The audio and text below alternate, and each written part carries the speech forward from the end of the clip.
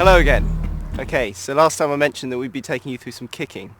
Now, just to mention, just before we start, it's a good idea to make sure you're well warmed up and well stretched before you try doing this. The last thing you want to do is pull a hamstring or strain your leg in any other way. So I won't take you through the warming up. I'm sure you can have a good idea of how to warm up. Maybe go for a jog, a few star jumps, sort of stuff like that. But I'll take you through a couple of stretches. Okay, the first thing to stretch would be the backs of your legs, which would be your hamstrings. You can do this in a number of ways. One good way to do it is to drop down, make sure you keep your legs straight, and just try and reach and put your hands on the floor. You'll feel the stretch up the backs of your legs and maybe in the backs of your knees as well. Don't pull this, don't try and go too far to start with. Go down to a level where you're feeling the stretch, hold it for a while and see if you can go down a bit further.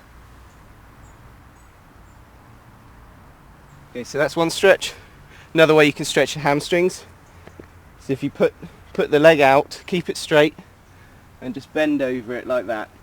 This one might be a little bit easier than the other one. Okay, make sure you do that on both legs. The next one to do is to stretch the insides of your legs. So, good way to do this.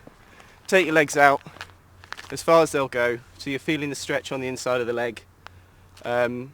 Make sure you keep your knees straight and you can sort of bend over like that. Maybe lean over to one leg and then the other. That'll help to stretch the whole of the leg. Hold it for a while till the stretch starts to feel a bit more comfortable, then try and take it a little bit further out. But don't push it. The last thing you want to do is to strain yourself while you're stretching. Okay, so that's a couple of basic stretches. They're quite important for the kicking. So we'll get on and show you a few kicks now, shall we? Okay, so the first kick I'm going to show you is the front snap kick, and it's performed like this. Okay, so as you can see, it's just a straight kick. We'll try and break it down into sections so you can learn how the technique works. So first, you bring your knee up to a chambered position, and then you kick out with the lower half of your leg, bringing it back to the chambered position and finally putting the foot down. Okay, important to remember with this kick is the part of the foot that you're kicking with is the heel. Okay, so you'll need to pull your foot back and try and extend the heel out as far as you can. Make sure you don't kick with the toes because that'll hurt you as much as your opponent. Okay, so this is the front pushing kick. Now it's similar to the front snap kick. The main difference here is that you're pushing your hips through with the kick. So this is rather than a striking kick, this is trying to push your opponent away from you. Form like this. Again, we'll break it down into three sections. The three stages are very similar to the snap kick. You bring it up into the chambered position, but instead when you kick out, you're pushing your hips through as well.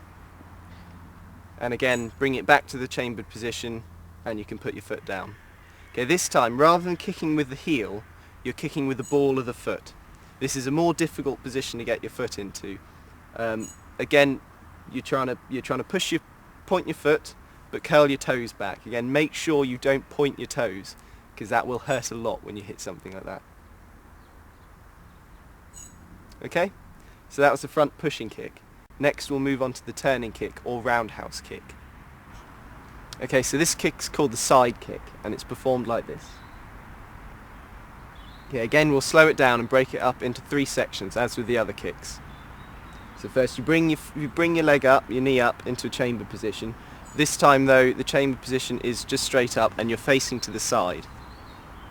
Okay, from there, you kick the leg out to a straight position, back to the chambered position, and then you can put your foot down. Okay, so the part of the foot that you're kicking with this time is the side of the foot, or the foot sword as it's otherwise called. To make this foot position, you need to tilt your foot slightly to the side and pull it back.